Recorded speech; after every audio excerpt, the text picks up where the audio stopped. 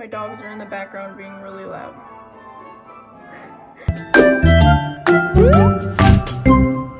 Hey guys, my name is Tay, and you're probably wondering what the heck I'm doing on Jess's account.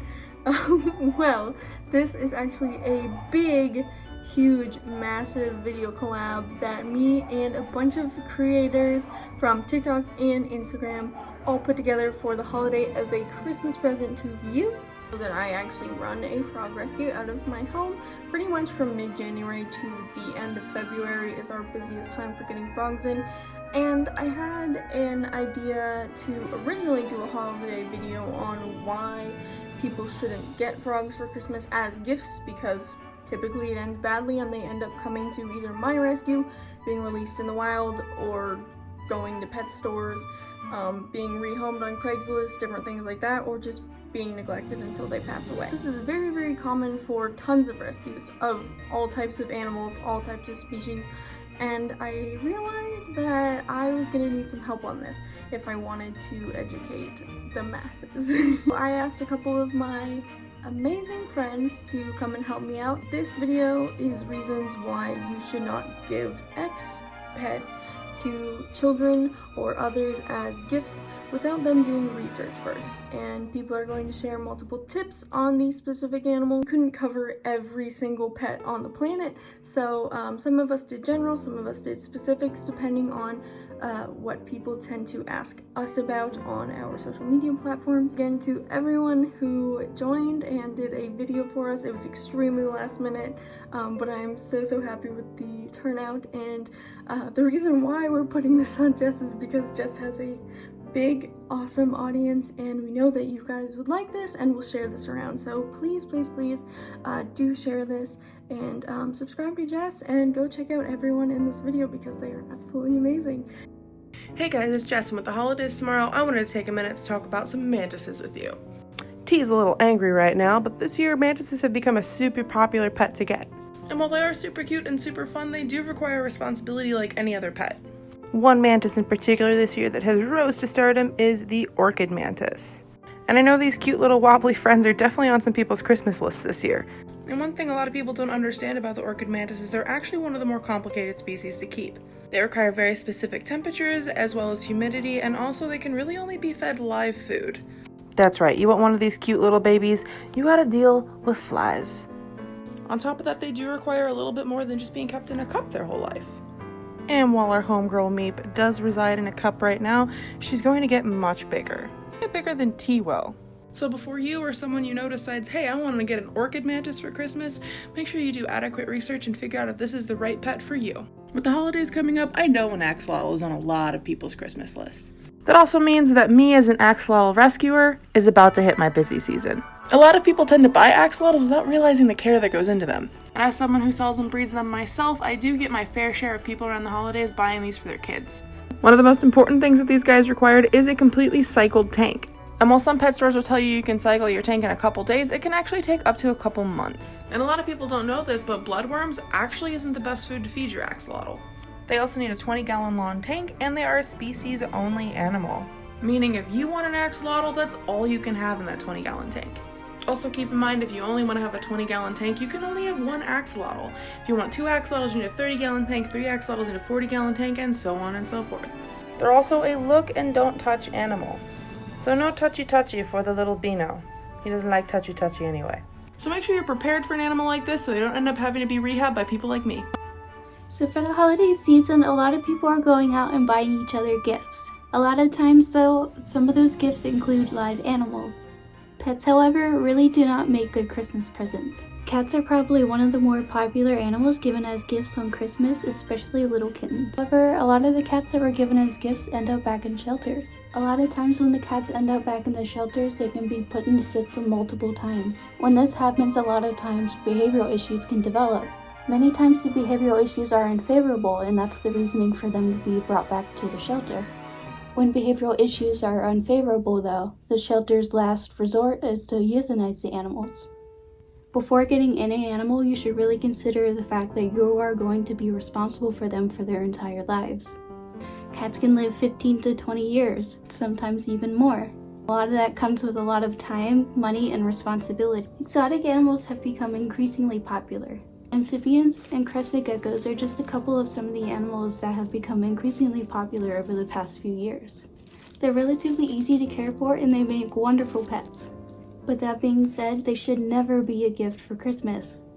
Many times these animals are given to young children and the children eventually get bored of the animals.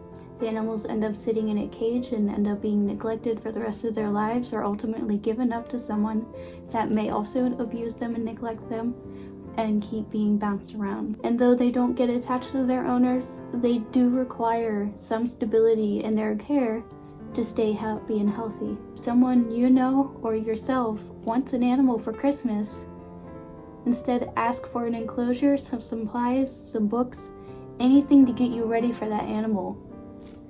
They make wonderful pets, but not as gifts. Do your research, take care of them and love them, and they will be happy. Crested geckos are super cute as babies and as adults. Just because of their cuteness doesn't make them something to gift to someone, especially if they don't know anything about their care. They may start off itty bitty like Alucard, but they get big like Shiabana. Giving them the proper enclosure size, decor, food like Pangea and Ripashi, and alive insects like crickets or dubia roaches if they take them, temperature and humidity is important. All the supplies you need for them to thrive can be costly but worth it. They are not toys by any means and can live for a pretty long time. All geckos are different, but some may not enjoy handling and will be super jumpy, which is fine. Some of them are super chill and will tolerate handling. They will usually let you know they had enough, like Shiabana here walking away, or they jump away from you. Hello everyone, my name is Madison and I am the creator of Hop and Help, and a lot of you might know me because of my famous toad here, Fifi. As the holidays approach, a lot of people look to get pets as holiday gifts, which might sound like a good thing, but it's saddening to know that January is the busiest time of the year for rescues because people will abandon the animals when whoever receives them doesn't want them. You guys have seen the funny videos of Fifi jumping at the camera or following me around the room, but it isn't always glitter and sunshine with them. They're living beings, so they make messes and they poop a lot. He might be a little toad, but he's a living being and deserves the best quality of life. So when you're looking to gift a pet, you have to make sure the person receiving them is ready for this level of care. You wouldn't just give a baby to somebody for Christmas. And speaking of kids, imagine when you were 10 years old, your parents gave you an ancient dinosaur that would live as long as you or longer than you. You had to take care of this dinosaur from when you were 10 all the way to your 60, even writing them in your will. And I present to you that ancient dinosaur, Natasha, the Russian tortoise. Natasha here is about 14 years old, meaning when she most likely will pass, I'll be 50. So think of a tortoise kind of like a dependent child that's going to need you through their entire lifetime. Surprising someone with a tortoise without talking to them is an absolutely horrible idea for them and the tortoise. So please, during the holiday season and all of the time, keep in mind the well-being of the animal. There's a lot more that goes into caring for these ancient dinosaurs than you'd think. But by all means, if you're ready to take on something like this, welcome to the Herptile family. As long as you're respectful of your animal and educated on them, we welcome with open arms. So thank you guys for watching. Have a happy holiday. Bye-bye. Small animals such as guinea pig, rabbits, and chinchillas like Lana here are becoming increasingly popular as gifts for people.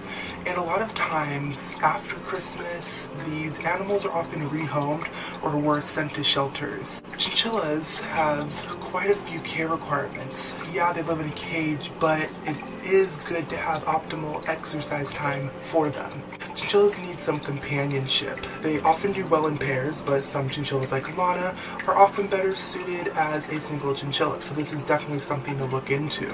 Something else to think about is teeth problems. Chinchillas can be prone to teeth problems. It can be genetic. It can be accidental, such as not giving your chinchilla enough wood chews. If you are considering giving someone a pet as a gift, they have done the proper research, they are familiar with the animal, and that they are able to take care of this animal to the full ability that they need to. Though a fish may seem like a great and easy animal to gift an animal lover for the holidays, their care isn't always what it may seem. When thinking about wanting to gift someone an aquarium along with a fish all in the same time, it is important to know that the aquarium needs to go through a nitrogen cycle so the water can be safe. When wanting to get someone a specific type of fish, proper research is always needed. Some fish like puffers need hard-shelled food items such as snails to help break down their teeth. Some fish are sold as freshwater fish when they are actually a brackish water fish that needs some marine salt in their aquarium. These are very important aspects to think about. When wanting to gift someone a fish, it is important to think about if they already have a cycled aquarium ready. If not, it is not a very good idea to do so. Hello everyone, my name is Shanna. Some of you may know me as Birdtails, but what you may not know is I actually run a parrot rescue in Ontario. So I see firsthand the ill effects of buying these creatures before you do adequate research. Parrots are not domesticated, which means that they act exactly like their wild brethren, which means that they bite, they scream, they poop everywhere. These are not an animal that you get on a whim because they need a large space to fly and be birds. For example, a bird room like this. Parrots bond heavily to their owners, so when you have to rehome them, it makes them extremely sad and can cause a lot of mental health issues. They can actually suffer from a lot of mental health issues that humans can. These guys actually bite to the point where sometimes they actually remove skin or draw blood. They are a lifestyle change and they are not for everyone, so please do your research this year if you want one of these guys, and wait till after Christmas. Hi there, my name is Jordan from JJ's Reptile World, here to talk to you about why iguanas are not good impulse buys. So iguanas aren't good impulse buys because whenever you encounter them out in pet stores and at other reptile expos, they're typically fairly small. So you don't really get to see how large iguanas can grow to. These are animals that love space. They live in the trees naturally. So it's very important to provide them with an environment that is similar to how they would be living in the wild. So whenever you find an iguana that you really like, I do recommend custom building. Another thing people tend to not realize is that iguanas are extremely temperamental and they have bad attitudes and they can be extremely aggressive. Now, I take my guys out to reptile expos and we do educational seminars and we get to work with the public and hands-on. So whenever people encounter my lizards, they think that they are so well behaved. And you be still, please. My child. Duck, hey. And they think that if they go out and they get an iguana, that they're gonna act just like mine. When in reality, it took a long time to get them to where they're at today. It's gonna take a lot of patience, a lot of time, a lot of respect, and just overall a lot of understanding because these guys are not easy whatsoever. So it's really important to take the time to research and make sure that iguanas are what you're looking for. Hello everyone, my name is Kristen and today I am here to teach you about why you should never ever gift a bearded dragon. Now, bearded dragons are often pinned as being beginner pets or beginner reptiles. As much as I would like to tell you about how no pet is a beginner pet, today I'm only going to be talking about bearded dragons. Bearded dragons are actually one of the most rehomed pets, and Pumpkin here was actually rehomed to me recently by someone on Craigslist. Many people think that because they are beginner pets that all you have to do is feed them and clean up after them and that's it, but that's not true. Before you even purchase a bearded dragon, you need to make sure that you have the proper materials and supplies before they even get there. Now, when you're gifting these animals, often you or the recipient aren't prepared. You don't have the right supplies, the right materials, and often have not done enough research to even be owning these bearded dragons. This can lead them to developing many different defects such as MBD, aka metabolic bone disorder, dehydration, calcium deficiency, vitamin deficiency, and so much more. If you would like to purchase a bearded dragon, please do extensive research on them and only buy them if you are sure you have all of the materials and supplies that you need before they get here. I also have a YouTube channel where I discuss materials, supplies, and the care that you would need before getting a bearded dragon. So those may be helpful videos for you to watch before you purchase one for yourself. Thank you so much, and remember to never gift a bearded dragon.